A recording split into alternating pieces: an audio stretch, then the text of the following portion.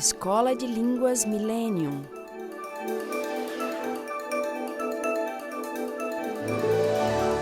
Próton Editora.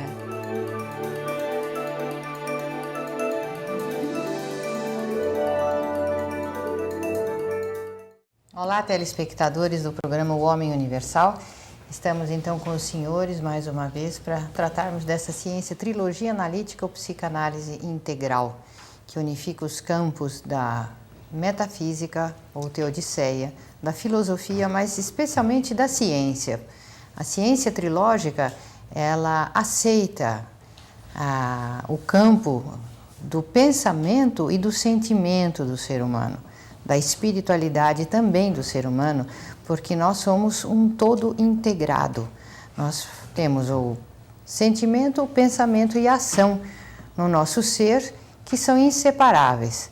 Então, se nós queremos tratar do ser humano, se nós queremos curá-lo das suas doenças psíquicas, sociais e também das orgânicas, nós precisamos vê-lo na sua unidade. E para isso precisaria ser criada uma ciência que pudesse também ver o ser humano na sua unidade, uma ciência universal, que encontrasse o uno em todas as suas partes, o elemento unificador de todos os campos de conhecimento do ser humano. O que eu fiz, Cláudia, é baseado, evidentemente, em Freud, né? Sigmund Freud, que descobriu a existência no interior do ser humano de algo muito negativo. No começo, ele até admitia isso, que o indivíduo colocava ideias, ele chamava indecentes, escondia no seu interior. E que com isso ele formou uma instância interna, que ele chamou de inconsciente. Então ele achava isso no começo, né, que era algo que a pessoa tinha porque reprimia os sentimentos ruins, as intenções ruins, os pensamentos ruins. E depois ele viu isso como uma instância, como algo, assim como a memória que a pessoa traria já pelo nascimento. Inclusive foi ajudado pelo Jung, né, Carl Gustav Jung, que disse que essa instância viria inclusive dos antepassados, passando de um para outro, e a pessoa teria então que fazer um estudo muito grande e conhecimento, portanto, desse seu interior que atrapalhava a vida. Agora, pelo estudo que eu fiz, inclusive em Viena, e lá eu frequentava a Child Guidance Clinic, que era uma psicoterapia para criança. Eu também frequentava a escola de psicanálise, a tradicional, ortodoxa. Eu frequentava o Círculo Vienense de Psicologia Profunda, do Igor Caruso, Arbeitskreis für tiefe Psychologie, que é o nome em alemão, e frequentava também outros centros, como principalmente do Viktor Frankl, né, que abordava mais a questão do consciente. Ele seguia mesmo as ideias da consciência, tirada então da filosofia de Binswanger, de Heidegger. Então eu gostaria de mostrar como funciona, né, através do trabalho assim diário. Gostaria de falar com o Ademar, ele tem a experiência, para os senhores saberem mais ou menos o que acontece, que não precisa, às vezes, para curar uma pessoa, principalmente da parte de doença orgânica, não precisa ficar anos e anos. A parte orgânica, como está muito jungida, né, ligada à parte psíquica, se a medicina cuidasse um pouco dessa parte, teria assim resultados incríveis. A ponto de uma vez lá no HC, né, Hospital das Clínicas, eu ter abordado com o professor Decour, com o professor Vasconcelos, Alipe Correia Neto, com os professores que tinha lá naquele tempo, que se esse campo nosso fosse difundido na faculdade, os médicos fossem treinados, né, para ser psicoterapeutas também, metade daquela quantidade enorme de clientes que vão diariamente aos hospitais, aos ambulatórios, que são assim até internados, operados, metade, de imediato, deixaria de ir porque encontrariam as causas psíquicas das doenças orgânicas e que geralmente não é tratado adequadamente e o medicamento não consegue este resultado, operação, um tratamento só fisiológico, não consegue um bom resultado. Gostaria que o Ademar desse uns exemplos de como ele está fazendo no trabalho dele e como isso é de um efeito assim, incrível com os clientes. Então, Dr. Kepp, eu gostaria de dar um exemplo de uma paciente que ela costumeiramente vem lá com crise de asmas, né? E hoje passou um pouco mais cedo e deu para conversar um pouco mais. E eu comecei a ver assim mais profundamente a história da vida dela, né? E eu perguntei assim, mas quando que você assim começou a ter as crises de asmas? Eu falei assim, olha, eu fiquei grávida, né, há 2 anos atrás, e eu tive um aborto no 8º mês, ou perdi a criança, ou a criança morreu. Eu falei, e foi depois disso que comecei assim a ter essas crises, né? Aí depois eu perguntei um pouco mais, com o que você trabalha atualmente? Bom, eu trabalho numa entidade que mexe só com crianças, para criar de crianças carentes, assim, dá de amamentar, pega as crianças e lava e tudo, né? Aí eu tentei mostrar para ela, assim, que aquela crise de asma estava associada àquele processo que ela tinha com relação àquela criança. Aí eu falei assim, mas o que você acha da criança em si? Assim, na tua vida, no dia a dia, é uma coisa assim muito trabalhosa, né? Que dá muito trabalho, que a gente precisa ficar em cima. Aí eu fiz o quê? Eu exatamente mostrei para ela que ela possivelmente ela havia perdido aquela criança porque ela achava que fosse alguma coisa que fosse dar trabalho na vida dela, que no fundo era uma coisa assim inconscientizada, mas que ela não queria a criança porque poderia dar trabalho na vida dela. E depois disso, só de dar uma interpretação assim até simples, ela se sentiu assim, ainda ela foi lá fazer uma inalação, aí depois voltou e falou assim, eu andei pensando no que o senhor falou, eu acho que o senhor tem uma certa razão, porque eu, no fundo, eu acho que eu não queria ter essa criança. Mas, porque eu vejo que criança realmente é muito duro, chato de trabalhar com elas, né? Agora, o Ademar tem ainda um fato muito importante, porque ela sendo mulher, tudo, acho que ela gostaria, né, de ter filho, porque a mulher gosta. E a criança, ela também associaria não só ao trabalho, mas também a uma coisa bonita, né, algo importante na vida dela. A criança é o símbolo, né, da delicadeza, é o símbolo da ingenuidade, né? Então aí faltou também essa questão de interpretar a recusa dela em fazer o bem, mesmo que fosse para os outros e mesmo que ela se beneficiasse com isso. Então, ao mesmo tempo que existe, né, na sua interpretação, uma mudança muito grande da moça, e também o que se observa na grande parte dos casos é que o indivíduo ele rejeita o bem e isso é algo assim inconsciente. Mostra aí o esquema que eu vou esclarecer para os senhores. Eu sempre ponho iceberg, né? Que seria aquela montanha de gelo no mar e que uma grande parte, a maior parte, 90% está no fundo e lá em cima só seria visível assim a tona da água, né? Então eu coloquei a parte de baixo, a patologia e mal, para dizer o seguinte, que a maior parte do ser humano, ela não tem ideia do mal que tem no interior dela e que a sociedade em geral, né, nós vendo assim, por exemplo, a situação social, não só no Brasil, mas no mundo todo, o que se observa é que o povo sempre passa mal, né? Seja qual for o regime socialista, comunista, capitalista, sempre é o povo que sofre.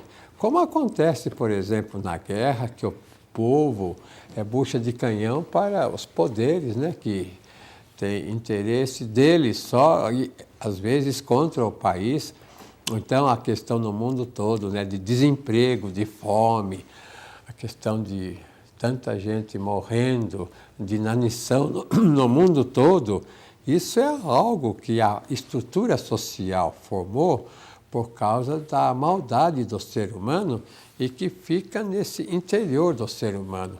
Mostra o segundo esquema lá, que esclarece bem também. Veja lá, eu pus o inconsciente lá embaixo, lá, inconsciente, essa é uma pseudo-realidade. Então, o inconsciente não é assim como Freud falou, que daria os elementos importantes, inclusive a consciência, né?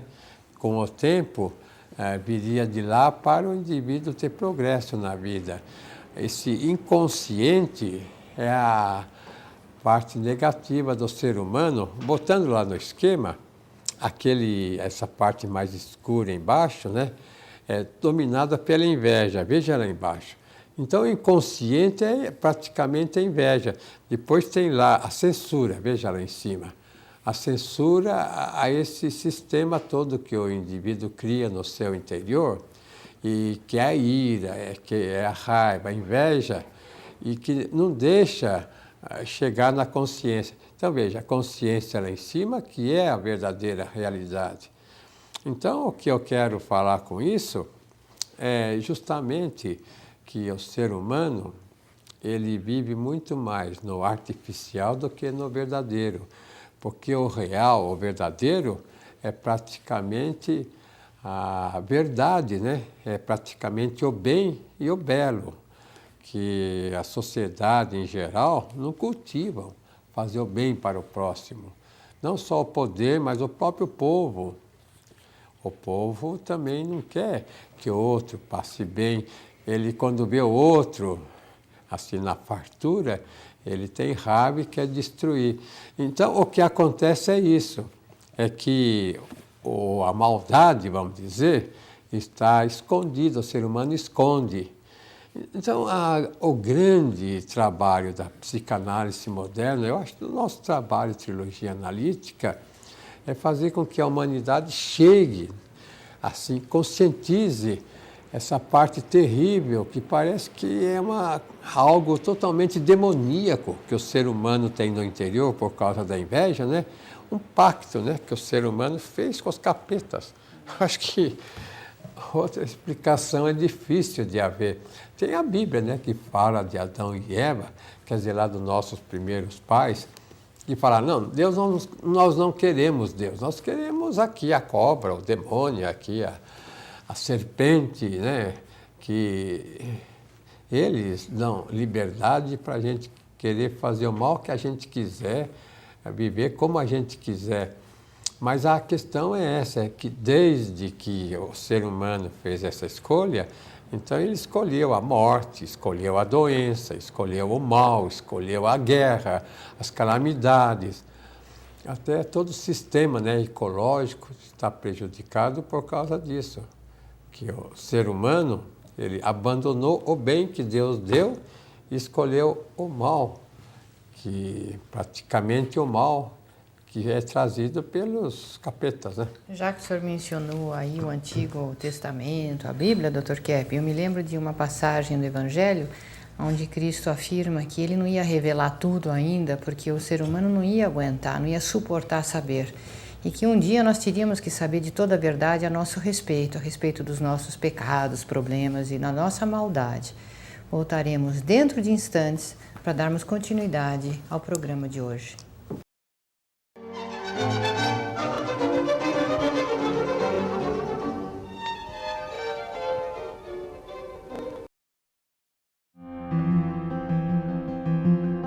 Eu sou uma pessoa idealista e eu queria continuar fazendo a conversação. Eu precisava de um ambiente que eu pudesse juntar as duas coisas.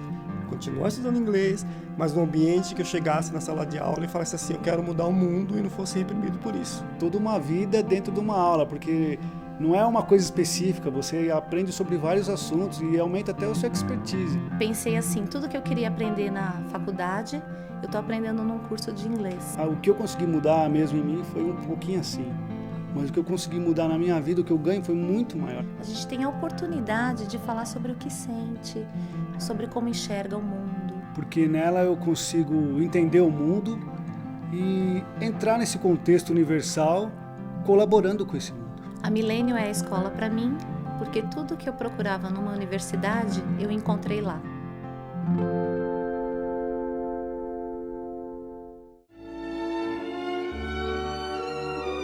Este é um estudo da história da civilização à luz da psicopatologia. Uma análise dos motivos que levaram teólogos, cientistas, filósofos a organizarem, muitas vezes, sistemas contrários ao verdadeiro bem-estar para o ser humano e a humanidade. Em O Reino do Homem, Norberto Kepp faz uma análise científica da ciência, filosofia e teologia, desde a civilização oriental antiga até os dias de hoje. Uma obra fundamental para quem deseja ter uma compreensão universal do ser humano e da humanidade. Um lançamento da editora Proton Limitada. www.editoraproton.com.br. Telefone 11 30 32 3616.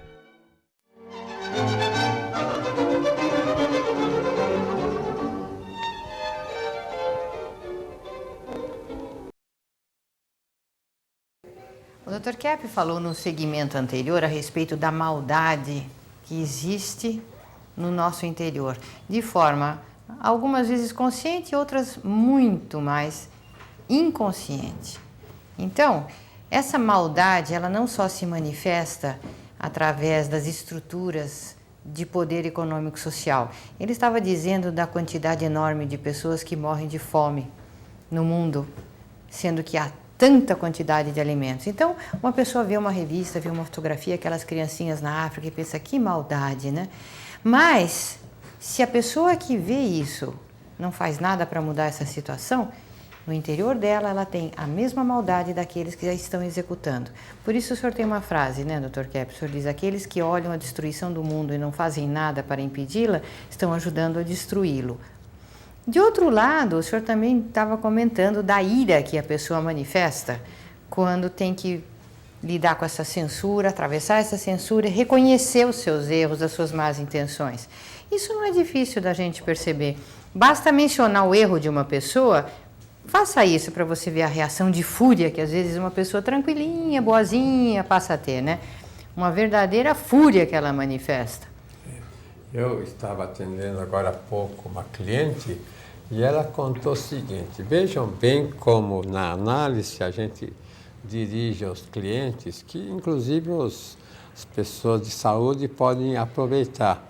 Essa cliente contou o seguinte, que ela é aluna de uma universidade, de uma faculdade, e ela tem 3 colegas que no começo ela trabalhava com essas colegas para fazer tese, fazer qualquer trabalho, e depois ela resolveu se afastar. E as colegas ficaram furiosas e agora não olham nem para o lado dela mais, porque simplesmente ela se afastou. Então eu mandei que ela associasse a essas colegas, as quais ela tem muita raiva. Ela disse, são arrogantes, não? São pessoas que pensam que só elas entendem tudo, são pessoas que não querem assim se imiscuir, quer dizer, viver com os outros alunos, com as outras teses que tem na faculdade. Eu falei, então, a sua raiva, por que que é? É porque elas não olham para a senhora ou porque a senhora também acha que uma pessoa arrogante assim, uma pessoa pretensiosa é que tem vantagens na vida? Ela disse, mas é isso mesmo que eu acho, né? Então eu falei, então, mas a sua raiva é que elas mostram uma coisa que a senhora esconde. A senhora tem mais ética, então não gosta de ver que a senhora é igual a elas. Então, até usei uma palavra que ela achou engraçada. Eu falei, a senhora é tão bandidona como as suas colegas. Ela disse, então, em geral, o mundo é bandidão? Eu falei, o mundo é bandidão. Quer dizer, o mundo faz com capricho ou mal, né? Se tanta gente, como a Cláudia falou, passa fome, tem problemas enormes e não tem nem emprego, não tem isso, não tem aquilo, não é porque falte no mundo pela natureza. A natureza dá tudo com abundância. O que a natureza dá para o ser humano até sobra. A questão é que o ser humano impede que o próximo, que essa questão de amarmos uns aos outros, não existe. É a questão de um odiar o outro, de querer estrepar o outro, usando palavra mais vulgar, né? A questão é que um quer prejudicar o outro, achando que quanto mais ele prejudica, quanto mais ele tira do outro, mais assim vitorioso vai ser na vida. E as pessoas éticas sofrem com isso porque elas se seguram e geralmente elas não entram nos antros, né, de corrupção. Mas muitas vezes ficam muito, como o senhor disse, ressentidas, com inveja, né? Eu tenho uma cliente, ela há muitos anos ela é casada já com um marido que bebe e ultimamente ele vem num processo de deterioração, então cada vez se fixa menos no trabalho e ela tem então que assumir as responsabilidades da casa e dos filhos. E a revolta dela, no fundo, ela acabou reconhecendo como ele pode viver uma vida assim, alienado, sempre rindo, saindo com os amigos, numa boa, e eu estou aqui no taco da casa, responsável, trabalhando, provendo tudo o que é necessário, como se a vida dela fosse um mar de responsabilidades e infelicidades e o marido estivesse nadando, né, em alegrias e prazeres. Essa ideia invertida de que a doença, a loucura, então é uma delícia de se viver, né? Que o indivíduo alienado está na felicidade. E que a corrupção é que é boa, né? Exatamente, que a corrupção é que é uma boa. E o senhor estava dizendo também aí, né? Eu tenho uma outra cliente que ela se uniu, se aliou a um bandidão, como o senhor disse. E, um mafioso, um mafioso. E ela... Como aquelas italianas dos filmes, né? Que parecem boazinhas, casadas com os mafiosos.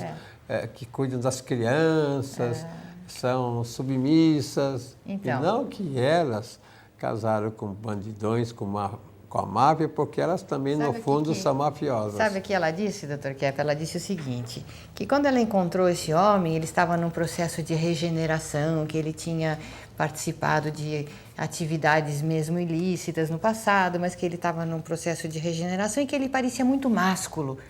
E que ele sabia, conhecia a vida, a maldade da vida, e que ela sempre foi muito tímida e que ela teria nesse homem um aliado dela para protegê-la na vida dela. Só que em pouco tempo ele passou a atacá-la também, passou a roubar os bens dela, a ser violento em casa. Então, hoje ela reconhece que ela sabia que ele era assim, mas só que ele achou que ele ia ser assim só com os de fora, e com ela em casa ele iria poupá-la. Agora, o problema aí, Cláudia, é que a pessoa não percebe que é assim. É algo que ela censura tanto, né, de ter isso, que ela esconde para ela própria, né, que ela é assim. Esse é o grande problema da humanidade. O ser humano não quer ver o bandidão que ele é inconscientemente. E a mulher, muito menos, porque a mulher é muito mais censurada do que o homem. Então, às vezes, ela casa com um indivíduo bêbado, né?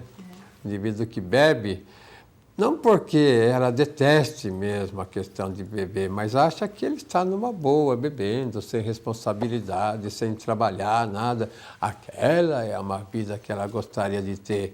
Ou então casa mesmo com um bandido, mafioso, se ela assim é mais violenta, então com um indivíduo avarento, né? Que não dá nada para ninguém, que só quer explorar os outros. O senhor já viu essas adolescentes, Dr. Kepp, em filmes, literatura, mesmo qualquer pessoa em casa sabe disso, que as meninas amam os rapazes que são os mais delinquentes.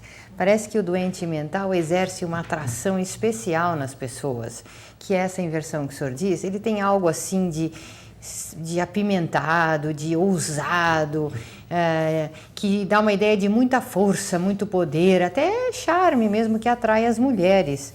E depois a gente vai ver, né, com o tempo, as próprias mulheres acabam vendo que esses são justamente os indivíduos mais doentes. Mas os rapazes, mesma coisa, Cláudia. Né? Casam com as mulheres sexy, as mulheres parecem livres, Que tudo. rejeitam, que... E depois a mulher vai ser sexy com os outros. Exatamente. Rejeitar ele também. Exatamente. Então vamos ver agora as perguntas que foram realizadas com a escola. É uma ciência que lida com as causas psíquicas dos problemas na vida das pessoas e da sociedade. E uma coisa que eu acho muito bonito, muito importante na trilogia analítica é que dá muita ênfase para as artes. O Dr. Kepp escreveu vários livros que a arte é o fundamento da civilização. Então, muitas vezes nós imaginamos que, por exemplo, a música, esse mundo que nós podemos perceber assim, uma música do Bach, de Mozart, que isso seria mais uma coisa, uma fantasia, um sonho, assim, que não tem nada a ver com a nossa realidade. Mas o Dr. Kepp explica que, na verdade, isso seria a verdadeira realidade. E esses problemas que nós estamos vivendo hoje em dia no mundo é mais uma distorção, uma destruição da verdadeira realidade. Então, a trilogia analítica também dá as soluções, os meios para voltar a esse mundo maravilhoso que nós, na verdade, temos aqui na Terra.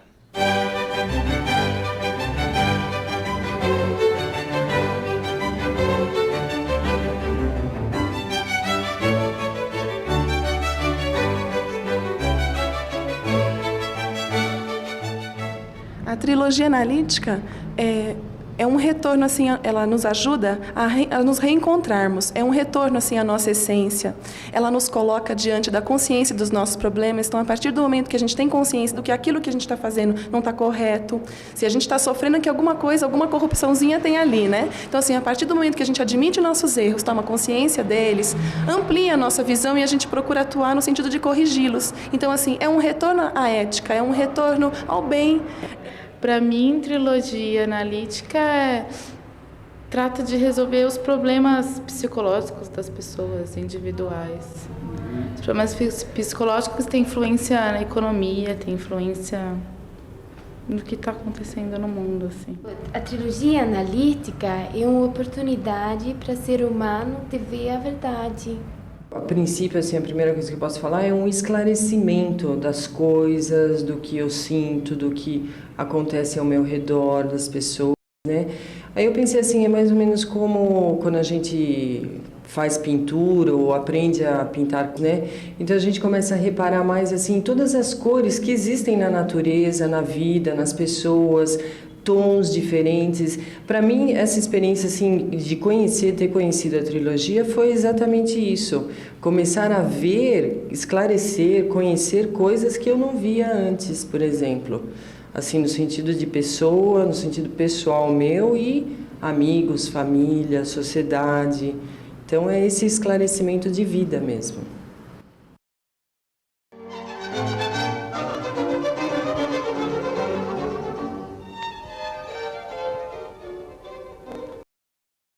Apoio Cultural, Escola de Línguas Millennium.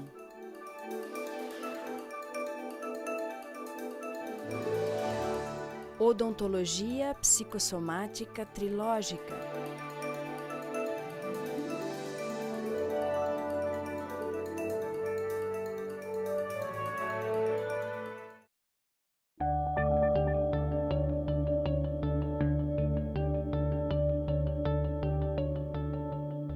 Tive uma série de modificações na minha vida. Eu já falava um pouco de inglês, mas coisas que eu percebi que fizeram muita diferença.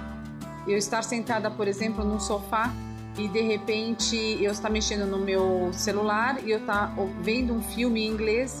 Normalmente eu precisava ler o subtitle do filme. E de repente eu percebi que eu estava ouvindo e entendendo, mesmo fazendo uma outra coisa, eu estava percebendo e entendendo o que estava acontecendo no filme. E isso me deixou muito feliz. Na hora eu lembro até que quando eu percebi isso, eu dei um sorriso para mim mesma.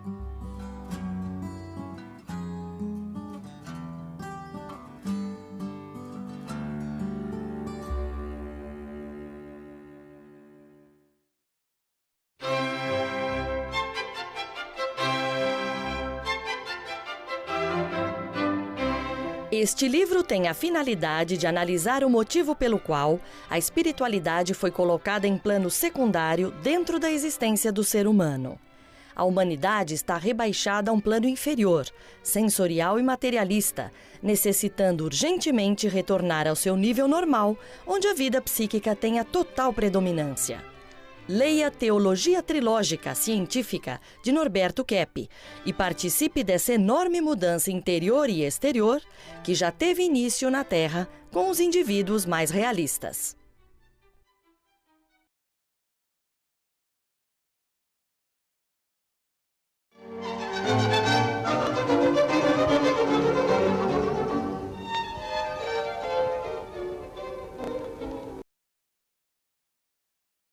Dr. Keppe, o senhor falou no segmento anterior a respeito da verdade, no sentido, inclusive, da visão dos nossos problemas, das nossas maldades, como o senhor disse, que aquilo que o Freud entendia como inconsciente, o que estava lá depositado no inconsciente, como mais impulsos da libido, da vida sexual, o senhor vê mesmo como a maldade do ser humano, falando português claro, né? Então, uma das entrevistadas no segmento anterior diz: a trilogia é a chance que o ser humano tem a oportunidade de ver a verdade. Então, essa verdade é uma verdade total, né? A verdade, a consciência do bem, da criação de Deus, da natureza maravilhosa, dos anjos, de ações boas que muitas pessoas conseguiram ter na vida, apesar de toda a oposição de si mesmo e da sociedade. São gênios, são escritores, são pintores, artistas, cientistas, que valeram a pena, né? A humanidade valeu a pena por causa dessas pessoas, principalmente, que dedicaram a vida, se sacrificaram, se frustraram para realizar o bem. Agora, a maioria da humanidade parece estar conivente com essa maldade no nosso interior. Vejam vocês, o Ivair aqui, o nosso técnico de filmagem, estava comentando, né? Que todo prisioneiro lá, como é que o senhor chama? Amarelos, que são os indivíduos que têm as maiores condenações, né? E, às vezes assassinos sádicos. Esses têm um número enorme de mulheres, de fãs, recebem pilhas colossais de cartas de admiradoras. Por que acontece isso, não é verdade, Dr. Keppe? Porque o ser humano ama a maldade. E a gente poderia até dizer que esses filmes de vampiros, onde mostram essas mulheres seduzidas pelos vampiros e pelo... como é que chama aquele? Drácula? É a expressão da realidade do ser humano. Uma vez em Viena, né, nós estávamos falando por que o Freud deu tanta importância à questão da libido, né, a questão do romance, a questão sexual, né? E colocando até o filho como um possível assassino do pai por ciúmes da mãe, e a filha atacando a mãe por causa do pai, aquela questão de incesto, questões assim graves, né? Tudo na questão sexual. É porque no tempo dele era um período muito romântico, a Belle Époque, né? Pela época, como na França, né, houve muito desenvolvimento, então ele tinha uma ideia mais generosa. Eu acredito, se ele estivesse vivendo no mundo atual, de crimes, de tráfico de drogas, de armas, um período tão terrível como nós estamos vivendo atualmente, ele teria uma outra ideia. Agora, a Cláudia falou o seguinte, né? O indivíduo ama ser mal, quer dizer, ele acha que ser delinquente, que ser assim corrupto, isso ele tira grande vantagem e que ele pode praticamente vencer na vida através da corrupção, através da maldade. Agora, quando ele faz análise ou quando ele é advertido por outra pessoa, ele não quer admitir que ele é um indivíduo assim corrupto, delinquente. Por quê, né? Então a ideia é essa, é que a pessoa que vê que é delinquente, ela deixa da delinquência. Se ela vê, por exemplo, aqueles prisioneiros, né, que estão condenados à morte, no corredor da morte lá dos Estados Unidos, nenhum deles admite até o fim que eles de fato mataram as pessoas, foram pessoas assim terríveis na vida. Por quê? porque eles não querem mudar a concepção assim de maldade que eles acham vantagem ter. Então, se o indivíduo quer, assim, pela questão de ética, admitir como ele irá sofrer. Viu, Cláudia? Eu acho que aí é que vem o sofrimento do ser humano. O indivíduo que quer ser bom, para ele ser bom, ele tem que admitir o mal que ele tem. Não é que o indivíduo bom, santo, um santo aí famoso, né? Aí na sociedade, mesmo nas igrejas, não é que ele seja um indivíduo só bom, é que ele é um indivíduo que viu toda a maldade que ele tem no interior. E para ver isso, a pessoa sofre muito. Daí a questão de falarem, né, na eternidade lá, a questão do purgatório, que o indivíduo vai sofrer lá o que ele fez na terra de mal. Porque a pessoa não pode entrar no reino de Deus, no céu, se ele não se purificou, vamos dizer. O que é a purificação, né? É a conscientização do mal que ele tem no interior dele. O senhor estava dizendo, Dr. Kepp, que o ser humano não aceita, né? Conscientizar o mal, que ele se torna assim, ele reage de forma violenta, ele não aceita. Essa ideia, por exemplo, da pessoa sempre justificar o que ela fez. Não, eu matei porque fui injustiçado, eu matei porque eu recebi só o desafeto da sociedade. Então isso é amenizar a consciência da maldade, né? Isso, o senhor sempre comenta uma psicanalista em Viena que falou sobre a relativização do bem.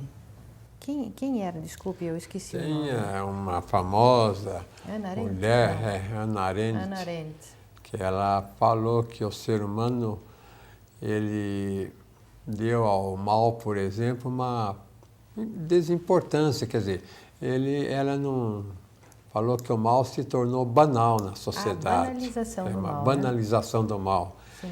Então, esse é um grande problema do século passado, né, século XX, porque se o ser humano não vê o mal como mal, é claro que ele não vai sair do mal. Então, a questão que a gente pode considerar é a seguinte, é que a sociedade como está organizada, eu não digo sociedade no Brasil, eu digo principalmente no primeiro mundo, Estados Unidos, Canadá, Europa, aqueles países todos, Japão, lá agora na China, né, que está se desenvolvendo muito. A sociedade está organizada de um modo mau, de um modo ruim, dentro da qual só os indivíduos corruptos, espertos, seja qual for o regime, é que poderão usufruir daquelas vantagens que falam que a pessoa pode usufruir na vida, né? Passeios e festas e banquetes, e isso, aquilo. A questão é essa, quanto mais uma civilização se desenvolve, e nesse sentido, Rostopp, que é um economista americano no tempo do Kennedy, mostrou muito bem que quanto mais a sociedade se desenvolve, ela se torna guerreira, se torna colonialista, ataca os outros países. Por quê? Porque a sociedade desenvolvida, essas grandes sociedades, né, a ideia que eles têm é que o desenvolvimento está ligado à corrupção dos outros países, à exploração dos outros países.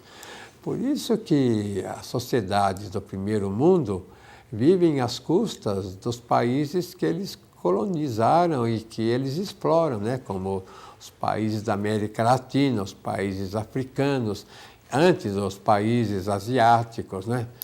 De maneira que esse desenvolvimento é entre aspas. A civilização não se desenvolve assim no sentido bom. Como ela está se desenvolvendo, sempre vai levar para as guerras, para a morte e para a destruição. Vamos ver agora a segunda pergunta. Então, o mais importante é a pessoa entrar em contato com o interior dela. Então, o Dr. Kepp desenvolveu uma técnica, se chama a técnica de interiorização, que faz a pessoa perceber que tudo que ela percebe em volta dela é mais assim um espelho do interior dela. Então, se ela fala sobre uma pessoa, por exemplo, ela coloca muito naquela imagem que ela tem da pessoa, dela mesma. Então, nas nossas aulas, por exemplo, aqui na Escola de Línguas Millennium, nós tentamos fazer a pessoa justamente entrar mais em contato com o interior dela. As artes, a música é uma forma também muito, muito importante para a pessoa ter esse contato. Então, nas aulas, nós temos muita música, filmes bonitos que faz a pessoa sentir. Porque quanto mais a pessoa está em contato com os seus sentimentos, ela aprende melhor, ela se sente melhor e ela consegue se desenvolver muito mais rápido do que se ela tenta só assim ficar no intelecto, assim, regras gramaticais, por exemplo. Então, a arte realmente é fundamental também no ensino.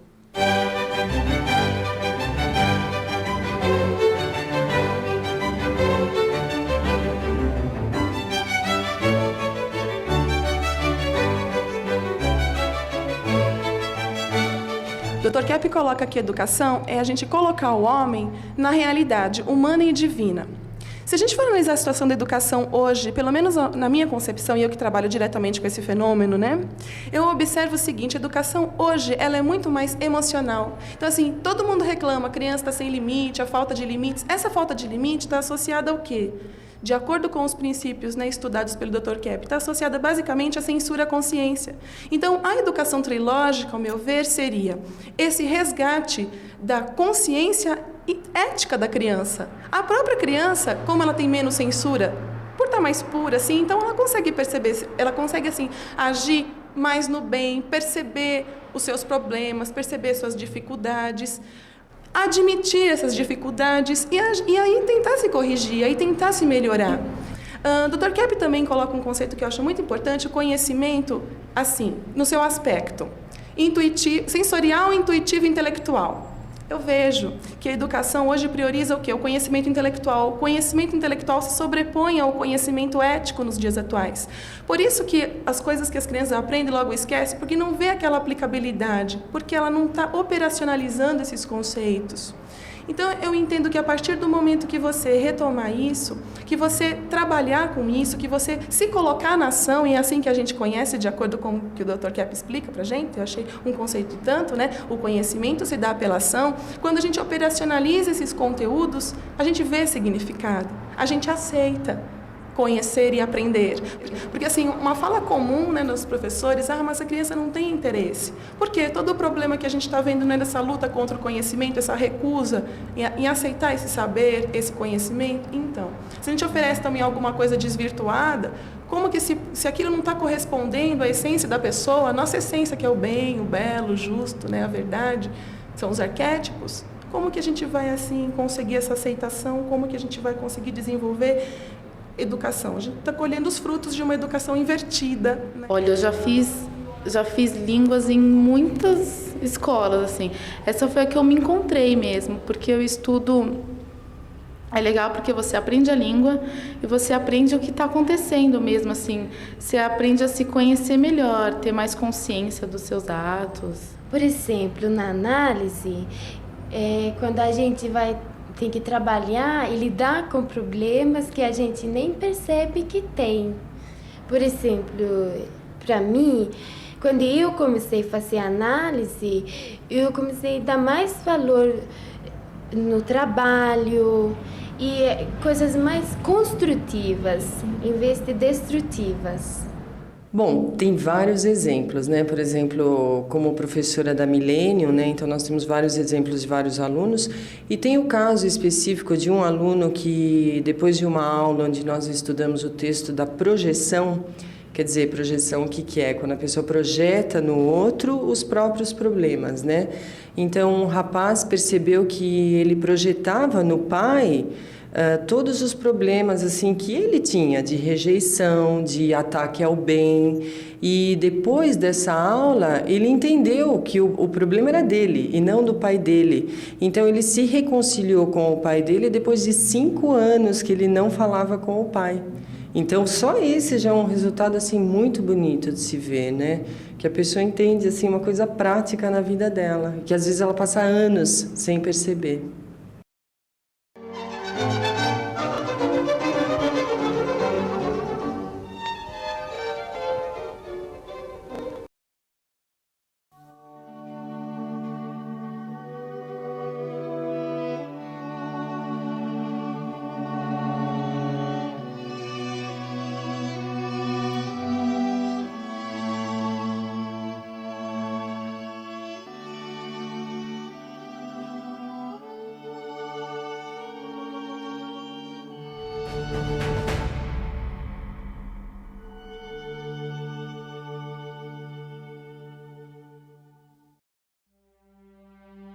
o mais original escritor contemporâneo no mundo, segundo o Centro de Pesquisa Científica Nacional da França. Nesses tempos de incerteza e conflito, surge um trabalho de extraordinária clareza moral, visão e esperança. O psicanalista e cientista social brasileiro, Norberto Kepper, escreve com sabedoria e autoridade sobre assuntos realmente relevantes, como curar as doenças, como a ciência invertida está destruindo a natureza e o que fazer em relação a isso, encontrando nossa espiritualidade, estruturando uma sociedade verdadeiramente justa. Em meio a mais de 3.000 livros publicados por dia no mundo, Dr. Kepper está entre os mais preciosos. Livros de Norberto Kepper, Ciência Trilógica, abrindo as portas para um novo mundo.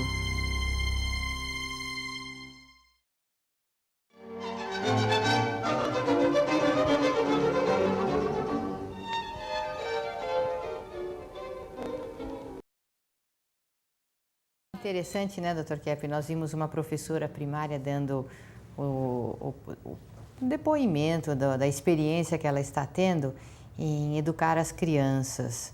Então, que é errado se acreditar que as crianças são necessariamente só contra o desenvolvimento e contra a consciência, o conhecimento que os professores levam. Toda a estrutura de ensino é uma estrutura árida, invertida, seca e que ensina uma porção de coisas erradas que vão em choque, entram em choque com a estrutura natural do ser humano. E aquela mocinha, como ela chama? Marci, não é? Ela percebeu bem que a criancinha, desde pequena, ela já tem no seu interior todos esses conceitos universais que ela pode então desenvolver se for levada a acender esse conhecimento no interior dela. Agora, Dr. Kepper, é impressionante como a consciência tem poder até para curar problemas assim orgânicos. O senhor estava entrevistando o Dr. Ademar e eu estava aqui me lembrando de uma cliente que sofria de insônia já há 8 ou 10 anos. E fazendo esse processo de interiorização, ela então conseguiu em algumas semanas passar a dormir tranquilamente. E uma coisa que ela sempre fala é que uma das interpretações que mais a marcou foi essa, que o sono ela associou à vida. Então, ela recusando dormir, ela estava recusando a vida. Aí ela começou a perceber que ela tem uma atitude de querer criar a vida de acordo com a imaginação dela. E não que a vida já está toda organizada, com todas as suas leis pré-determinadas, somente para o ser humano obedecer. Agora, eu vou colocar para o senhor uma coisa, não sei se o senhor já tinha a ideia de falar sobre isso, essa ideia da obediência. O ser humano detesta esse termo, obediência, principalmente obediência ao bem, porque ele acha que a pessoa obediente ou que aceita o bem é a pessoa pobre, a pessoa cansativa, sem graça, como o senhor disse, a pessoa para participar de coisas assim ricas, excitantes, viagens, carros, fama, ela obrigatoriamente tem que participar do mundo da maldade. Mas viu, Cláudia, eu tenho a ideia atual, mais atual, né? Que de fato é a questão de viagens, de glória, de fama, tudo, como o mundo atualmente está levando, precisa mesmo ser uma pessoa assim, vamos dizer, meio delinquente, meio fora da ética, né? Que, quer dizer, a questão toda se resume nesse sentido, de que a ciência atual, por exemplo, a ciência da psicanálise freudiana mesmo, ela não procura ver a causa de um fenômeno. Então, na filosofia, a definição de filosofia é isso, ver justamente a causa das causas, de todos os problemas, de todos os fenômenos que existem. De maneira que, fazendo o que eu fiz, né, um trabalho de união entre filosofia, revelação e experimentação, é justamente para ver o que está atrás de uma conduta do ser humano, o que está atrás de uma doença física do ser humano, o que está atrás de um fracasso, por exemplo, do ser humano. Põe aí um quadro que ilustra bem o que o ser humano pretende na vida. Veja lá, em primeiro lugar, por causa dessa questão da inveja, ele sempre quer criar problemas, ele quer fazer geralmente o que não deve. Segundo lugar, veja lá, estragar a sociedade e contrariar a todos, por causa justamente dessa questão fundamental da inveja, que é a inversão. Nós estamos ao contrário do que deveríamos ser. Então, nós não estamos mais dentro da ética, nós estamos numa atitude contra a ética, por causa da inveja, né, que nos levou para a inversão. Então, tudo aquilo que é contra o bem, o ser humano aceita. Daí, eu acho que a grande descoberta do Freud foi essa questão justamente do inconsciente, mas do inconsciente que praticamente inverteu o ser humano e colocou o ser humano mais no mal do que no bem. Então, o ser humano, 90% está no mal. Veja, voltando ao esquema, o ser humano ama enganar o próximo, né? Aborrecer o próximo. Em quarto lugar, ele gosta de viver, como o italiano fala, dolce far niente, não fazer nada, né? Como os hippies, Rolling Stones. Em quinto lugar, voltando lá no quadro, ele gosta de ser espertalhão, copista, né? Até no trânsito, passar na frente do outro e atrapalhar o outro e não deixar a passagem, por exemplo, na pista à esquerda. Ele tem pouca velocidade e segura todo o trânsito. Em sexto lugar, ela fingir que é bobo para fugir da responsabilidade. Ele dá uma assim de alienado, né?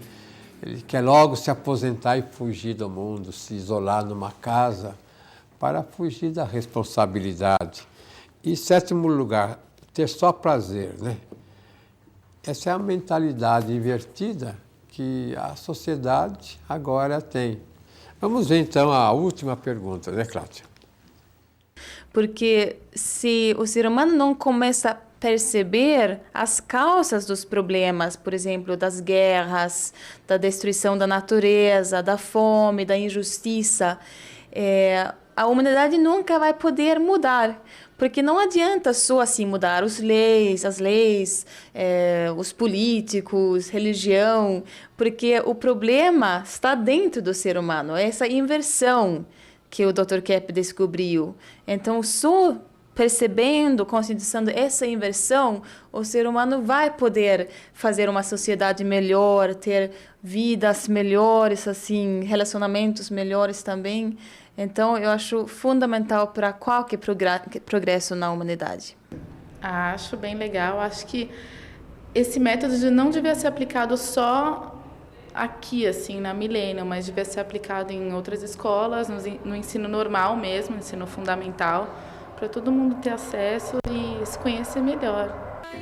No meu país, Suécia, por exemplo, quando eu vejo os jovens tomando drogas, bebendo, achando que é legal, bacana fazendo isso e percebendo essa inversão, eles iam dar mais valor para outras coisas, por exemplo, o fundamental do trabalho, né, e de fazer o bem. Sem dúvida alguma, porque se a gente vê todos esses exemplos que os nossos alunos, quer dizer, as pessoas ao redor de nós, a família, a gente já melhorando, mudando, curando doenças, por exemplo, imagina isso na sociedade toda. Por exemplo, né, como eu falei daquele aluno que projetava no pai dele o problema dele. Então, esses povos que ficam guerreando, atacando os outros povos, né, se eles começassem a se interiorizar, a ver que o problema é deles, né, essas guerras não existiriam, né? Muito importante, deveria ser aplicada desde as séries iniciais. Então, por exemplo, esse trabalho que eu tentei fazer, aplicar algumas ideias, eu trabalhei com a canção Stop a Destruição do Mundo. Então, as crianças procuraram dicionário, as palavrinhas mais difíceis, eu procurei colocar situações do dia a dia para elas irem analisando. E, assim, muitos conceitos que para nós são complicados, eles conseguem, justamente pela essa menos censura, eles conseguem, assim, elaborar de uma forma muito interessante. Por exemplo, o aluno Lucas, né? Olha como que ele explicou o conceito assim de inveja. E os humanos têm inveja dos outros. Eu vou explicar. Como a professora Marci tem um carro e eu não tenho, eu fico nervoso. Então, outro exemplo foi o aluno Danilo, que ele escreveu assim: o homem às vezes não pensa, que a gente pode associar, né? O homem não pensa corretamente, ele esconde aquilo, ele não quer ver as consequências das suas ações. A aluna Juliane escreveu assim, que nós devemos pensar muitas vezes antes de fazer. Aí ela já está demonstrando uma conduta ética, né? E nós devemos agir corretamente, nós devemos prestar atenção nas consequências daquilo que nós estamos fazendo. E, por fim, eu achei bastante interessante, ela fez o desenhinho, o símbolo, né, da stop, o olho chorando, ela escreveu embaixo: vamos tirar essa lágrima desse olho. Então, é muito importante despertar a consciência da criança desde cedo, para que ele possa, então, se tornar um adulto melhor e tentar ajudar a construir uma sociedade mais justa, uma sociedade definitivamente humana. A destruição da terra, a fome, doenças, guerras, misérias, inconsciência que assolam esta era. Stop, a inveja e a... Doutor Kepp, o senhor vê que gracinha, né, esse exemplo que a professora deu das crianças, como elas entendem melhor do que tantos adultos essa relação entre a vida delas e as suas descobertas. E o que essas descobertas podem trazer para a humanidade de benefício. Então, é o mundo das crianças, né, que é tão esperado, o mundo da sabedoria verdadeira, que já está no interior de todos, desde o nascimento. Está principalmente no interior das crianças, porque as crianças são assim mais próximas ao ser divino, né? Então elas não têm a corrupção que o adulto tem. À medida que o adulto vai se desenvolvendo, na adolescência é que geralmente ele escolhe, né, que tipo de vida que ele vai ter mais tarde. Se é uma vida assim séria, de trabalho, de realização, ou se é uma vida de corrupção, uma vida assim de praticamente de não fazer nada, de preguiça. Os senhores podem notar que como a pessoa vai reagir na adolescência, ela vai ser a vida toda, ou para o bem ou para o mal. Só queria acrescentar uma coisa. A vida de realização é uma vida de alegria e de felicidade. E a vida de corrupção é uma vida de infelicidade, doença e tristeza. Claro, né? Corrupção do bem. Então, até a próxima semana.